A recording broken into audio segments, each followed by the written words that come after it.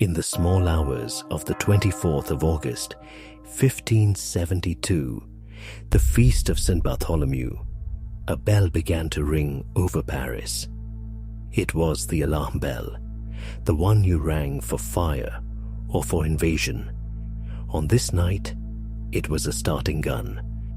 By the time it fell silent, the killing had begun. Soldiers and armed Catholics moved through the city with lists and white armbands and crosses chalked on the doors of Protestant homes. They were hunting Huguenots, French Protestants, and for 3 days, the capital of the most Catholic kingdom in Europe murdered its own neighbors in the street. It had begun 6 days earlier as a wedding, a celebration of peace.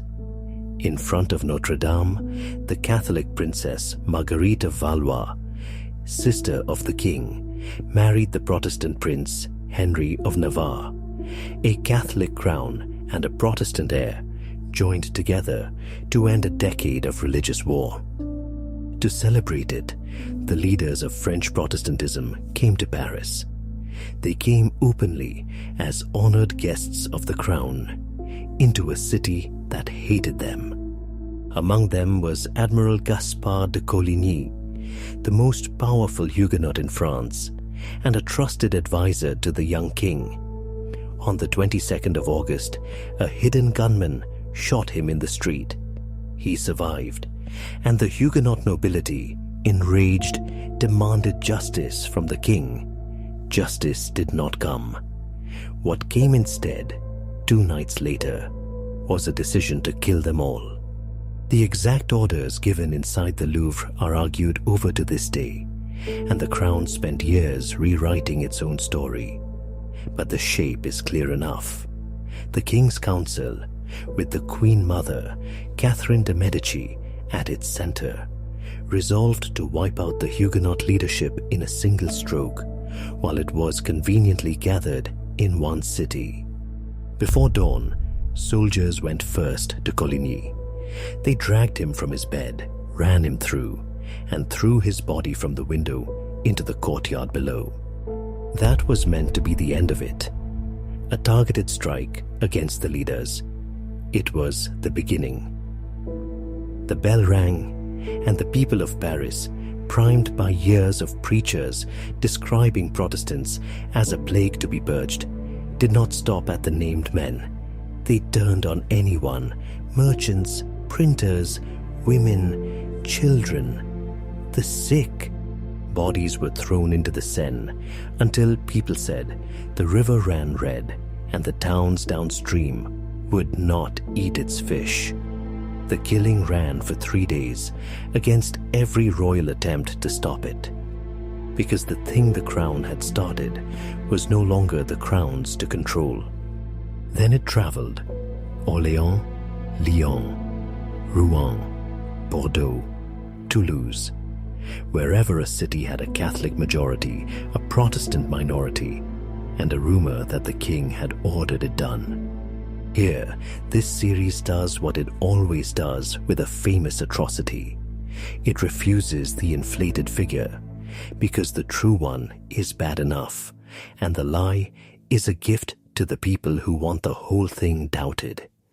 The high-end claims, 30,000, 70,000, are early modern propaganda repeated for centuries. The careful modern estimates are lower, roughly 2,000 to 3,000 killed in Paris, and somewhere on the order of 5,000 to 10,000 across France, as the violence spread through the provinces. Anyone who hands you a precise total is selling certainty the records do not support. But notice what is not in dispute: that thousands of unarmed people were hunted through European streets for their confession of faith, that it was set in motion from inside a royal palace, that the signal was a church bell. The argument is only ever about the size of the number. It was never small. And then there is the fact that needs no estimate at all, because it survives in metal and in paint. When word of the massacre reached Rome, Pope Gregory XIII did not call it a tragedy. He treated it as a deliverance.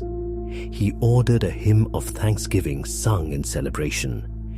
He had a cannon fired and a bonfire lit. He commissioned a medal, struck in his own name. On its face, an avenging angel, cross and sword in hand, standing over a heap of the Protestant dead. The inscription named it plainly, "The Slaughter of the Huguenots, 1572."